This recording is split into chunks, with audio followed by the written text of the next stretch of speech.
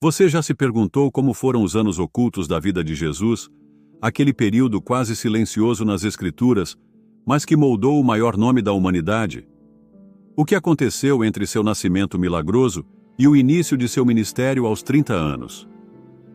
Quais lições escondidas podem revelar segredos sobre a missão do Messias?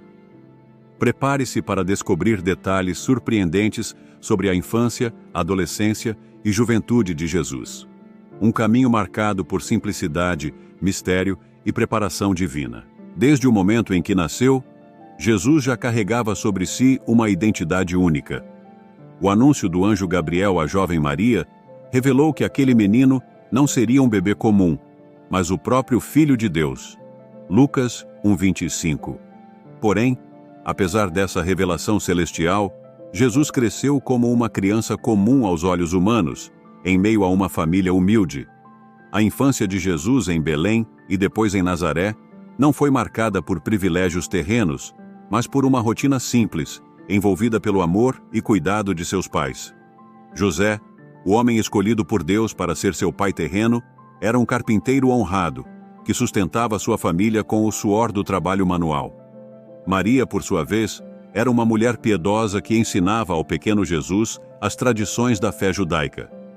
Mesmo sendo o Filho de Deus, Jesus aprendeu as primeiras lições da vida dentro do ambiente familiar. Ele brincava com outras crianças, ajudava sua mãe nas tarefas diárias e crescia como qualquer outro menino de sua época. Essa fase nos revela um aspecto profundo. Deus escolheu um caminho de humildade para seu próprio filho, mostrando que a grandeza começa na simplicidade. Como já mencionado anteriormente, a infância de Jesus foi vivida em Belém da Judéia, um lugar pequeno e sem muita expressão, mas carregado de significado profético.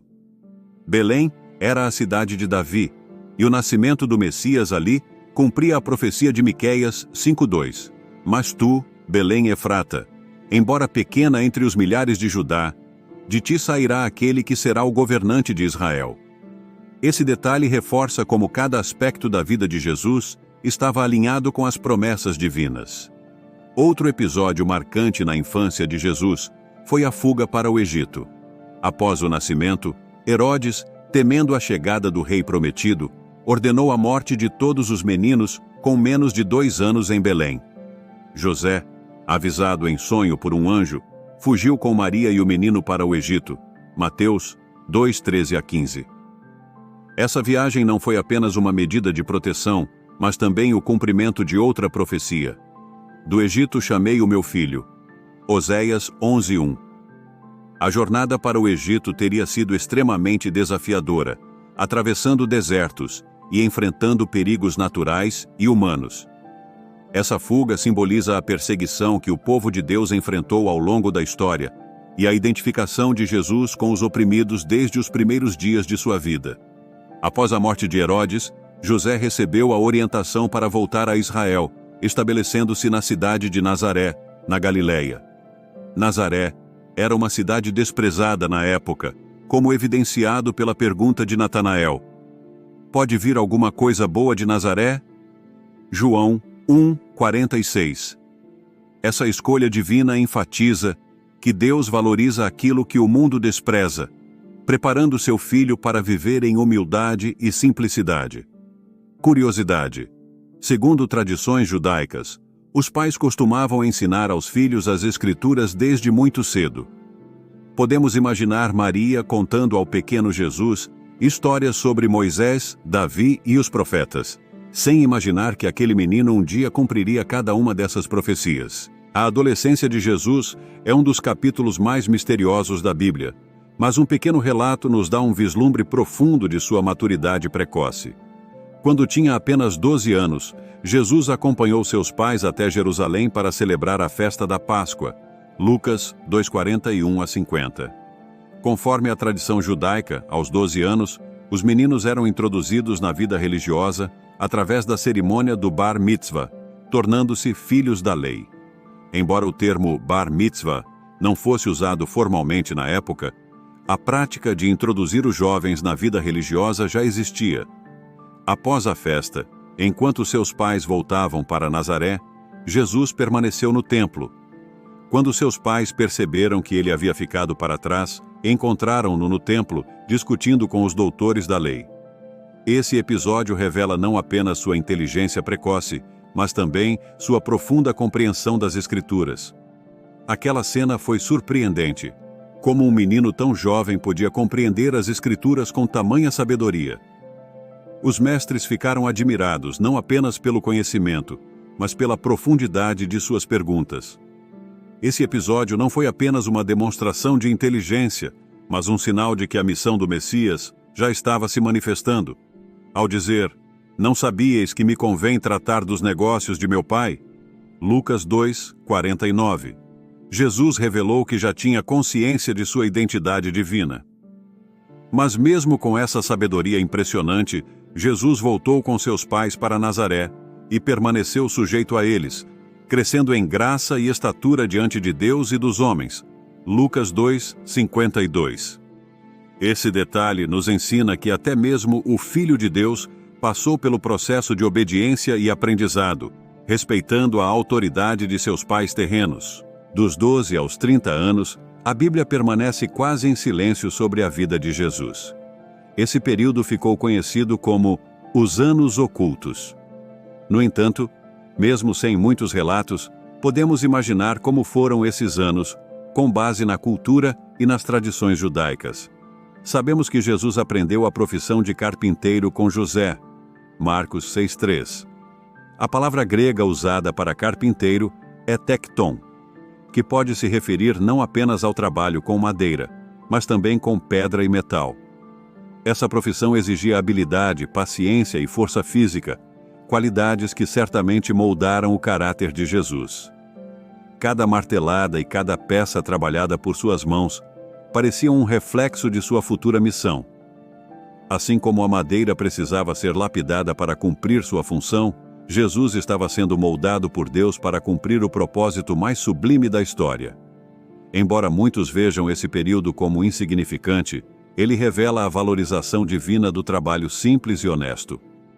O fato de Jesus ter passado a maior parte de sua vida em uma profissão manual demonstra que toda atividade, por mais humilde que seja, pode glorificar a Deus. A tradição popular sugere que a madeira trabalhada por suas mãos tinha uma qualidade incomparável, tornando-o um artesão procurado em Nazaré. Essa reputação nos faz refletir sobre como Jesus moldava a matéria-prima com cuidado, da mesma forma que moldava os corações humanos durante seu ministério. Há também uma conexão simbólica entre sua profissão e seu ministério. Assim como ele aperfeiçoava a madeira, Jesus veio ao mundo para restaurar a humanidade, trazendo cura e transformação. Esse paralelo nos ensina que Deus pode usar os aspectos mais comuns da vida para cumprir propósitos extraordinários. Reflexão. É interessante imaginar que as mãos que esculpiam madeira em Nazaré um dia seriam perfuradas por cravos na cruz, trazendo redenção para toda a humanidade. Por que a Bíblia revela tão pouco sobre esse período? Talvez a resposta esteja na própria essência de Deus. Ele nos ensina que as maiores preparações acontecem em silêncio. Enquanto o mundo não via, Deus estava moldando seu Filho para a missão mais importante de todos os tempos. Esses anos de trabalho manual, simplicidade e vida comunitária deram a Jesus uma compreensão profunda da natureza humana. Ele conhecia o peso da labuta diária, as dores das dificuldades e o valor do suor de cada trabalhador. Quando Jesus completou 30 anos, algo dentro dele parecia despertar. Chegara o momento de deixar as ferramentas da carpintaria para trás e iniciar sua jornada como o Cordeiro de Deus. Cada detalhe de sua criação, desde a infância em Belém até os anos ocultos em Nazaré, havia moldado não apenas sua humanidade, mas seu coração compassivo. Ele não era apenas o Filho de Deus, mas também o Filho do homem, que conhecia as dores, alegrias e desafios de viver entre nós. A infância, adolescência e juventude de Jesus são uma lição silenciosa sobre como Deus prepara seus escolhidos longe dos holofotes. Enquanto o mundo espera por feitos grandiosos, Deus trabalha no oculto, moldando corações na simplicidade do dia a dia.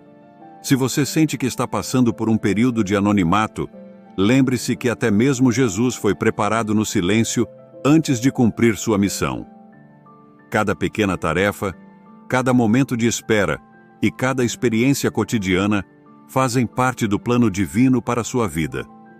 Se você gostou deste vídeo e quer continuar descobrindo os mistérios ocultos da vida de Jesus, deixe seu like, se inscreva no canal e ative o sininho para não perder os próximos capítulos dessa jornada bíblica. Escreva nos comentários: "Molda meu coração, Senhor", e compartilhe essa mensagem com mais pessoas.